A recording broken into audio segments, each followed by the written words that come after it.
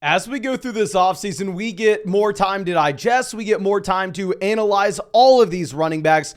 And here I want to go through and give you my most up-to-date top 24 RBs in fantasy football for this next season. A couple of these guys have changed tiers. A couple of these guys have changed spots overall. So let's just go ahead and get into it right after you drop a like on this video. You subscribe to the channel if you play fantasy football. And of course, if you play fantasy football, you need to go out and check out flogfantasy.com. Over there on flogfantasy.com, you can always find my up-to-date fantasy football rankings, find all my premium content, and when you sign up with promo code FLOCK, you are going to get 30% off any subscription. And with promo code FLOCK, yours truly will go through, break down your team with a podcast. So make sure you take advantage. Join the awesome community that we have. But let's go into this and let's talk about RB1 here, Christian McCaffrey. Not too much to discuss in terms of the tiers. He's kind of by himself. You see this in drafts. Now, it really is interesting on where you would draft him compared to the wide receivers.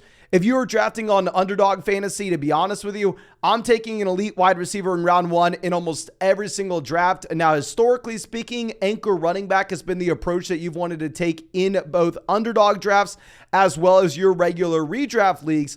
But specifically in underdog drafts, based off the massive skewed ADP that we are looking at this year, I'm pivoting over to going more so with the anchor wide receiver approach, which historically speaking hasn't been great, but in those underdog drafts, we've never seen ADP like this. Now, if you're looking at a traditional redraft format, however, where you're only going to be drafting 2 running backs, 2 wide receivers, a tight end, and a flex, if you are only starting that shallow lineup, there I would actually have Christian McCaffrey just behind the combination of Justin Jefferson and Jamar Chase at 1 and 2. And in that kind of format, I'd be very comfortable taking Christian McCaffrey off the board at pick 3 overall. Now, going down to tier 2, we are going to have Austin Ekeler here. So with Ekeler, obviously we had trade rumors. We had him requesting to be traded earlier in the offseason.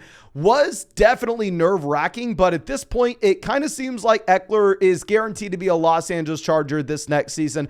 Obviously, you want him on the Chargers. This is a team where he has all the touchdown upside in the world. I mean, he's been at the very top of the NFL in touchdowns over the past 2 seasons. Now, with Ekeler, even though he was the running back 1 last year, it's difficult to put him there yet again for a couple different reasons. One, he's older than Christian McCaffrey. Even though they were in the same draft class, CMC just came out at an incredibly young age out of Stanford. And then on top of this, more importantly, if anything, I think you will see the target share go down for Austin Ekeler in this Los Angeles Chargers offense. If you look at what you had last season and even the year before, you were looking at a team that you really only had Mike Williams and Keenan Allen at wide receiver, and both those players missed time over the past 2 seasons. We'll talk about this a little more in depth with an in-depth Austin Ekeler video, but if you're looking at the splits with and without those wide receivers for Ekeler in particular, it will make a difference with the expected target share that you should see. Now, of course, you have Quentin Johnston being added in. So even if Keenan Allen or Mike Williams were to miss time, it's not like Ekeler is going to have to just take the brunt of 10, 11 targets per game for this team. That number should go down just a bit, but I'm still going to have him at running back 2. In running back 3, we will have Bijan Robinson. Now, going back to what we were discussing previously, if you're playing in a casual redraft league, to be honest with you, I'm fine with you taking Bijan Robinson as high as pick 5, to be honest. Like if you're playing in that league where you only start 2 running backs, 2 wide receivers, a tight end, and a flex, their wide receivers, I'd only take Jefferson and Chase over Bijan Robinson. Specifically, if you're in underdog drafts, however, because we can get Taylor and Barkley on the way back round in the middle of the 2nd round, I'm not really drafting him there nearly as much. Now, if we are going to be looking at Bijan Robinson, this is a running back that should be at the very top of the NFL this next season in touches. Historically speaking, Arthur Smith has wanted to lead the NFL in rush attempts for his respective offense, which he was able to do so with Derrick Henry back in Tennessee. He tried to do so with the committee of Tyler Algier, Cordell Patterson this past year. They're at the very top of the NFL, but we know for damn sure that they will be this next season with Bijan. Great offensive line as well. Now, Taylor at 4 is going to be our next guy. Now, y'all know I've talked about DeAndre Swift and some of these other running backs that when you're playing alongside the quarterback that can run the ball, I'm a little bit worried about the target share we could expect in that offense. I'm worried because generally those rushing quarterbacks such as Jalen Hurts, Lamar Jackson, they're not going to be dumping the ball off to the running back out of the backfield. So if you're DeAndre Swift and you win as a pass catcher, that's going to be concerning in my mind. Taylor will catch the ball, but that's not necessarily where he wins. I mean, Jonathan Taylor was a running back that was being drafted as the running back 1 overall in fantasy last year. I think the Indianapolis Colts should be better this season, and I think you should have more touchdown opportunities for hopefully a fully healthy Jonathan Taylor. Completely fine having him in tier 2, and I'm fine having Barkley in tier 2 as well. I mean, I'm assuming Barkley's 100% good to go with the Giants this next season. This is a team that definitely goes out there and adds a million slot wide receivers, adds Darren Waller, but still at the end of the day, you can project comfortably that they will lean on Saquon Barkley, the pass catcher, and there's really not a whole lot that you can be looking at beyond Saquon Barkley in this depth chart. I think Barkley's locked into seeing about 70% of the opportunities in this backfield at the minimum, and in today's age, that makes you a workhorse back. Now, dropping down to our next tier, this is where we have to give the apology. Y'all know previously I had Nick Chubb in the same tier as the guys like Pollard, Derrick Henry, Josh. I'm going to have to update that. Nick Chubb belongs in his own tier here. Nick Chubb should be moved up. This is a running back that over the past 3 seasons, every year has managed to see 100 total yards per game or more. This is a running back that is in a better situation now that you have no Kareem Hunt, and Deshaun Watson hopefully will improve this overall offense going into this next season. So again, I apologize. We put out that in-depth video with this update with Nick Chubb because I felt like we had to get it out to you immediately because it was a massive mistake when we previously had Nick Chubb down in the tier with these other guys such as Tony Pollard at 7, right? Now, if you are in Underdog drafts right now, you'll notice Tony Pollard goes well above all these other running backs in the same tier. Now, personally, I think Pollard belongs a little bit closer to them just because I am worried about the Dallas Cowboys going out there and investing into another running back alongside Tony Pollard.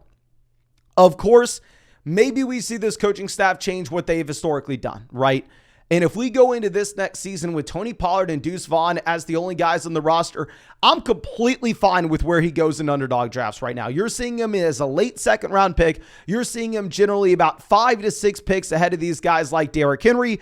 And if there's not an additional running back coming into Dallas, then I think that's about where he belongs. But if the Dallas Cowboys were to go out there and grab someone like Leonard Fournette, if they were to go out there and grab someone like Kareem Hunt, still allowing Tony Pollard to clearly be the lead running back, but still more so turning this into a committee as we've seen over the past 3 seasons. Based on where Pollard goes today in drafts, I think there's a little bit of downside, even though if you're just looking at the napkin math of how many touches he should have in this Dallas offense with how this depth chart stands today, obviously he looks like he's an elite level player here. Now, going over to our next guy, Derrick Henry is very dependent on the format that you're playing in, right? If you're playing in like a shallow, say, casual PPR league on ESPN, I'm assuming in that league, Derrick Henry is probably going to be a round 1 selection. And to be honest with you, I think that if you're seeing Derrick Henry go in round 1 of your fantasy football draft, it's not a good thing. I think that Derrick Henry has enough red flags that there's no way in hell, regardless of the format, that you should be considering Derrick Henry in round 1 this next season. This is a running back that is now pushing 30. He's 29.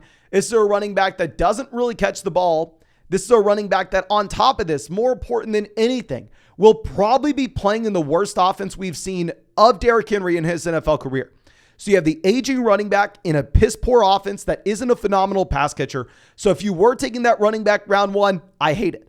Now, specifically in Underdog drafts, however, I've been drafting a lot of Derrick Henry because in that format, you're getting Derrick Henry as a mid-round 3 selection. It's also a half PPR league rather than a full PPR format. So Derrick Henry, round 1, bad. In Underdog, Derrick Henry, round 3, I want to say it's good. And of course, if you want to draft Derrick Henry round 3 on Underdog, if you want to get in a draft with us, you know we're drafting on Underdog Fantasy every single day until the start of the season. Best ball drafts and no time commitment at all during the season. So I drafted over 700 teams on Underdog last year and won $150,000. And when you sign up with promo code FLOCK, you are going to get your first deposit match dollar for dollar up to $100. You're going to get our 2023 fantasy football rankings, and you'll get a free trial to flockfantasy.com. So make sure you are taking advantage of that. But let's go over to our next back. And here, this is Josh Jacobs at 9. with Jacobs, hell, he's my most drafted guy last year. You know I want to root for him, and previously I actually had him ranked ahead of Derrick Henry, just given the fact that, I mean, hell, he's younger. He's a running back that led the NFL in rushing this past season. The reason I moved him behind Derrick Henry is strictly because I am a little bit more worried about this Las Vegas Raiders offense now that we have the Jimmy Garoppolo news where looks like Jimmy G's a question mark. I don't really know what to expect. For that reason, I'm going to move Jacobs down behind Derrick Henry. And then our next guy, we are going to have Breece Hall at 10. Now, I understand people are worried about Breece Hall with the torn ACL. And I understand if you look at historical data, yes, running backs coming off of torn ACLs are guys that we generally want to be avoiding their first year back. Now, at the same time, while I'm going to have a lot of people going down to the comment section saying, Mason, you can't take an RB coming off a torn ACL. I would make the argument that if Breece Hall was not coming off a torn ACL, that Breece Hall would be a selection right up there with Bijan Robinson and Jonathan Taylor this season. If he was 100% healthy, I think he would belong in tier 2. So I am putting a discount on him based off the torn ACL because you kind of just have to. Then at 11, we will have Ramondre Stevenson. I mean, with Ramondre, obviously, he was great this past season. In a full PPR format, you're extremely excited because at times last year, he was used as prime Alvin Kamara. I mean, at times last year, you had Ramondre Stevenson being the #1 receiving option in New England. Now, this is still a possibility. Of course, you maybe have to worry about New England going out there and grabbing another RB. Maybe you have to worry about New England grabbing DeAndre Hopkins and the target share just going down a bit for Ramondre. In reality, Ramondre is a great pick as an RB1. Now, dropping down to our next tier, these are the guys that I'm drafting a ton. Travis Etienne and Najee Harris right now are 4th round picks in Underdog. Now, yes, on Underdog, you want to be going through and you want to be slamming wide receivers early. That's why generally, like I said, I'm not taking CMC in round 1. I'm generally not really drafting Bijan Robinson where he goes either. Instead, I'm taking Tyreek Hill. I'm taking Cooper Kupp. I'm taking Jamar Chase. But that's specifically because once we get to round 4, I want to put myself in the position where we can take running backs such as Travis Etienne, Najee Harris. Historically speaking, if you're looking at expected value coming from a 4th, 5th round running back, historically speaking, this has been the dead zone, right? Round 4 is the range you want to be going through and slamming wide receiver and slamming running back. The data proves that dating back to 2017. But also, now you are seeing a complete change in what a 4th round running back is versus a 4th round wide receiver. Back in the day, if we were in 2019, if you were in 2018, where people are looking at this historical data that clearly says to avoid running backs in round 4, Travis Etienne and Najee Harris, they would be round 2 picks. They'd be early round 3 picks at the latest.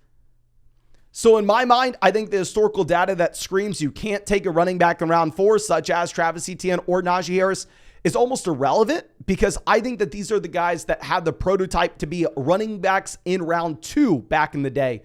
Now, dropping down to our next guy, we will have Jahmyr Gibbs at 14. If you're playing in a full PPR format, maybe you can bump Gibbs up a bit. Obviously, elite offensive line. The issue is David Montgomery probably has a little bit of a goal line role here. Now, dropping down to our next tier, we have Kenneth Walker 15. I honestly want to move Joe Mixon ahead of him. Now, the reason I'm going to have Walker 15, Mixon 16 is one, you have the certainty, you know exactly what the situation is for Kenneth Walker this next year. Now, I don't think that situation's great. Keep in mind, before the NFL draft, I had Kenneth Walker significantly ahead of this because before the NFL draft, I was looking at Walker saying, okay, I think he can get to 75% of the opportunities in this Seattle Seahawks backfield. But once you add in Zach Charbonnet, the running back that looks like the clear upgrade as a passing down option, and they do so in the 2nd round of this NFL draft, you have to be realistic. And instead of seeing maybe 75% of his backfield's opportunities, that's probably coming down to about 60% for Kenneth Walker. Now, Mixon still has a little uncertainty. I mean, I don't know. Joe Mixon just looks like a great pick, right? I mean, we just recently went through and looked at how running backs produce on top NFL teams. And historically speaking, if you are a top 5 team in the NFL, you are very likely to have a league-winning running back. In my mind, the Cincinnati Bengals look to be a top 5 team in the NFL. In my mind, Joe Mixon fits that mold. I don't know. I mean, really, Mixon just dominated as a pass catcher last year as well, if you're looking at his target share numbers. Now, 17, we will have Aaron Jones. Yeah, most people are taking Aaron Jones ahead of someone like Joe Mixon. My issue with Aaron Jones is he is a little bit older than Mixon. And on top of this, with Aaron Jones, we aren't certain about the offense, right? Like if you are a strong believer in Jordan Love, sure, go take Aaron Jones running back, 16 ahead of Joe Mixon. Just in my mind, I'm very confident about the Cincinnati Bengals being a great team. I am not that confident with Jordan Love. I think Love could be great. I think Love could be very bad. I have no idea. So I'm going to go ahead. I'm going to put the discount on Jones and in favor go with Mixon. This is why I really have no Aaron Jones at all this year. I recorded this right before Dalvin was cut. So now we have to go through and now we have to move Alexander Mattison up into this tier. I mean, with Alexander Mattison, obviously it's a running back that's been a top 3 guy from a points per game perspective any week that Dalvin Cook has missed over the past 4 seasons. But we do have to be a little hesitant, right? Because while Alexander Mattison right now looks like the unquestioned alpha number 1 running back on the step chart, I still think that there's an outside chance you have another running back added in. Trust me, I'm hoping it doesn't happen. Trust me, I'm hoping Alexander Mattison puts up 1,000,000 points for us with how many times we drafted him in round 9 of underdog drafts. But at the same time, I think Kareem Hunt, Ezekiel Elliott, Leonard Fournette, one of those running backs could come to Minnesota and split the backfield with Mattison. For that reason, I'm going to have Alexander Mattison right here ahead of Miles Sanders. But as we get closer to the start of the year and maybe no running backs been added, then Alexander Mattison could slowly rise up these rankings and eventually be in that Travis Etienne, Najee Harris tier. But for now, we're going to be a little more hesitant with the expectation that you have another running back going over to Minnesota. Miles Sanders at 18. With Sanders going over to a team that hopefully has some upside with Bryce Young. Now, obviously, Bryce Young going to a situation where he doesn't have too many weapons. Maybe this makes it where Miles Sanders is a little bit more involved as a pass catcher. Really, with the departure of Deontay Foreman, really only guy you have here is Chubb Hubbard, right? So I think Miles Sanders can be a bell cow. I don't know. I mean, with Sanders as a running back, though, with this prototype, generally, historically speaking, he would be going round 4 and he would kind of classify as a dead zone back. But now this year, you're getting him in round 6 on underdog. So, I mean, I'm kind of fine taking him mid round 6. Dameon Pierce is someone that's falling like a rock, right? And we went through and we looked at teams that were at the very bottom of NFL standings and looked at what their running backs have done historically. And historically speaking, you don't want to be taking running backs from bad teams very high. I mean, it kind of makes sense. It doesn't take a rocket scientist to figure that out. At the same time, if you were looking at ADP on ESPN, you have Dameon Pierce as a mid 4th round pick, which is maybe you want to avoid him. I did a draft earlier today on the live stream where Dameon Pierce fell to the 7th freaking round. Dameon Pierce as a rookie was going in the 6th round. And back then, I thought it was horrible, right? I thought Dameon Pierce was one of the worst picks in fantasy. I was like, what the hell are people doing taking a day 3 rookie running back that just has some training camp hype in the middle rounds here on a horrible offense? I thought it was a trash pick. And trust me, I was wrong. I wish I would have drafted Dameon Pierce his rookie season. And now you're getting him at the same price, if not a cheaper price tag, because they signed Devin Singletary to be the backup running back. And if anything, this team can only really get better, right? I mean, I know CJ Stroud's a rookie, but how much worse can he be than Davis Mills? Now, our last guy in this tier will be J.K. Dobbins. With Dobbins, this is a back that I was in on last year. And to be honest with you, I probably should be higher on him, right? Because if you are looking at J.K. Dobbins, maybe he just fits that mold of the running back that needs an extra year coming back from the torn ACL. I mean, we're seeing this, say, when you go over and look at Saquon Barkley back a few seasons ago. You're getting him at the same price point that he was at a year ago, and we're assuming that J.K. Dobbins now is fully healthy. Now, of course, with the change in offensive coordinator, there are rumors that you actually have significantly more passing attempts, and this team skews away from being as run-heavy as they've previously been. The big thing with Dobbins is while he has flash talent, we truly have never seen J.K. Dobbins be a decent option in fantasy, right? I mean, his rookie season, he leads the NFL in yards per carry, but at the end of the day, that more so has to do with the situation running alongside Lamar Jackson. I mean, Gus Edwards is top 5 in the NFL in yards per carry as well. I think Dobbins is a strong option, and I'm fine drafting Dobbins. I don't know. I'm just a little bit worried if people are right about this team not running the ball as often, and our historical data showing that rushing quarterbacks are not going to check down, you definitely are more excited about Dobbins in a non-PPR format than you are PPR. But now going down to our next tier, we're taking Dalvin Cook here at 21. I have no idea where Dalvin Cook will be this next season. Okay, you're hearing rumors that he's going to Miami. He's going to the Jets. He's going to the Cowboys. He's going to the Bills. He's going to the Chiefs. I don't know, okay? So if I'm drafting in a large field tournament, specifically on Underdog, where it's a $25 buy-in, $15 million prize pool for Best Ball Mania. It's a $5 buy-in, $150,000 first place prize for the puppy draft. I will be drafting Dalvin Cook there because Dalvin Cook has an incredibly wide range of outcomes, and you could see him either move up these rankings dramatically if he finds a good landing spot or move down these rankings dramatically if he finds himself in a crappy spot. Now, if you're drafting in a league with your high school buddies, maybe you're not trying to look for those massive swings, so it's really dependent on that format that you're playing in. 22, we're going to go DeAndre Swift. I want running backs on good teams, but the issue with Swift is he's a running back that solely relies on his receiving down ability. And on top of this is a running back that is playing alongside a QB that is not going to check the ball down. So it's not a great situation because his price point has fallen dramatically from where it was a month ago. I have started drafting DeAndre Swift, though. I think Swift is reasonable with where he's going now, as well as our next two guys. I know a lot of people are excited about Akers. Trust me, I think Akers is a player that had a ton of talent coming into the NFL, and I really wanted to root for him. But if I'm looking at Akers and Pacheco, neither guy really catches the ball, right? I mean, both of them kind of fit similar molds. And right now, Vegas sportsbooks are projecting the Rams to be a bottom 5 team in the NFL versus the Chiefs, obviously the best team in the league. So I'll go Pacheco, and Pacheco can rise up these rankings if the Kansas City Chiefs don't sign anybody. But I think that's all I have for you. Again, thank you so much for being a member of the flock and checking out this video. If you have not done so already, drop a like, subscribe if you play fantasy football. And if you want to get in a fantasy football draft with us on the live stream, we're doing them every single day on Underdog. Find the link in the comment section in the description. Use promo code FLOCK, and Underdog will match your first deposit dollar for dollar up to $100. You will get my 2023 fantasy football rankings and a free trial to flockfantasy.com. But thank you again, ladies and gentlemen.